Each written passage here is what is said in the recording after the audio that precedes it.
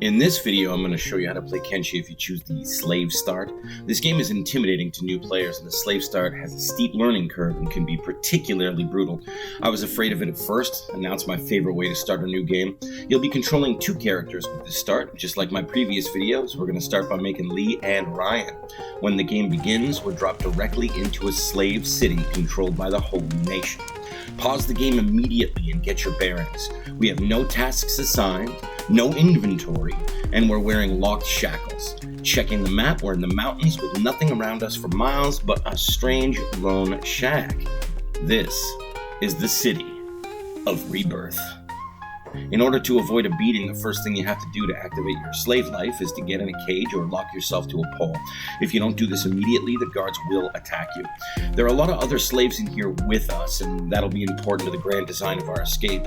Ryan isn't fast enough locking himself up and starts off by taking a sword to his face. It's important to note that when the guards beat you down, they pick you up, carry you to a cage, and heal you back up.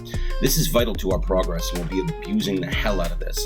The guards lock Ryan up and begin healing his wounds. Once healed, they shave his head, shackle him, and he is assigned to the auto task of obedient slave. Without needing to control him, Ryan will now run around and labor for the guards. Lee too has been shaved and put to work. They begin mining for the Holy Nation. The guards spew Okran's religious philosophy at us. Now, whenever you do anything in Kenshi, you level up some kind of stat. We're running around a slave camp, so our athletics is rising. Athletics determines how fast we can run, and while we labor for the guards, our laboring skill is going up. I haven't had to control anything but a camera, and my characters are already growing stronger. Our hunger meter keeps running down and will eventually reach critical and tell us we are starving to death, but it'll never happen. The guards feed you just enough to never starve. Being starving will be a detriment to your stats, but you will never starve to death here. We labor, so our laboring goes up. Because of our shackles being heavy, we're encumbered, which means while we run around, our strength will increase as well. And we're going to auto-slave all day long, raising some stats while we work. What we're really waiting for is nighttime. When the guards go to sleep, we're going to shift gears on our training. So we gruel and grind and wait for our chance to strike. And we listen to their bullcrap, and we smile and nod like we're for it. At 10 p.m., the operation shuts down for the night. These guards want to go to bed, and all the slaves are ordered into their cages and onto their poles as the sun slowly sets in the west. We're just supposed to chill here until sunrise, but that's not what's going to happen. Nightfall in Rebirth. We're going to practice lockpicking while the guards are asleep. Generally, if your shackles are on and locked, that keeps you auto-slaving. So I usually practice on the cage door instead.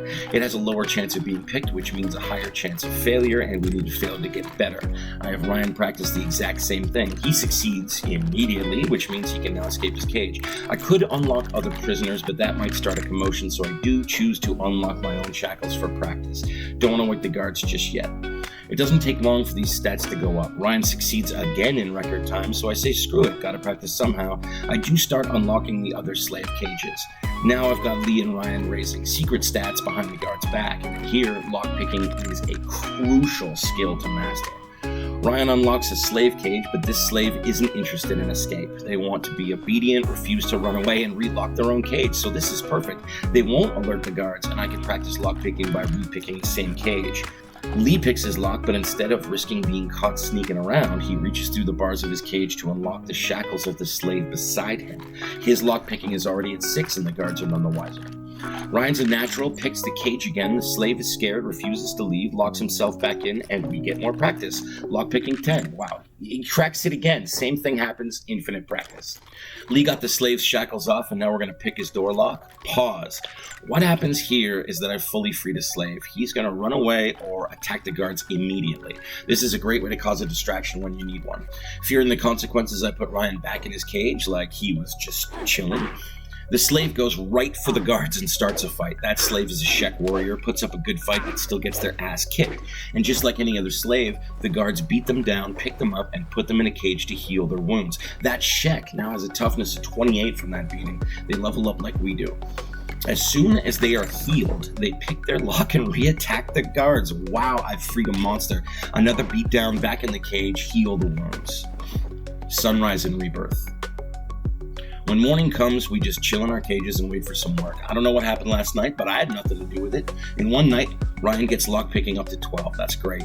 At 6 a.m., the guards put us back to work as the obedient slaves that we are. We go auto-slave around the grounds. Athletic goes up as they send us off wherever they need us. Lee's icon goes yellow because he's hungry and soon to be starving. Again, don't worry, you'll never actually starve. Laboring goes up as we labor whatever they need us to labor. And this is what it takes to craft oneself into the ultimate badass. Hard time. We smash rocks so that one day we won't have to. When we're ready, rocks will smash themselves for us? Sure. And this is the base model for how we get started here. Be an auto-slave by day and stir up trouble by night while you practice being a ninja. We'll get into more complicated techniques in the next video.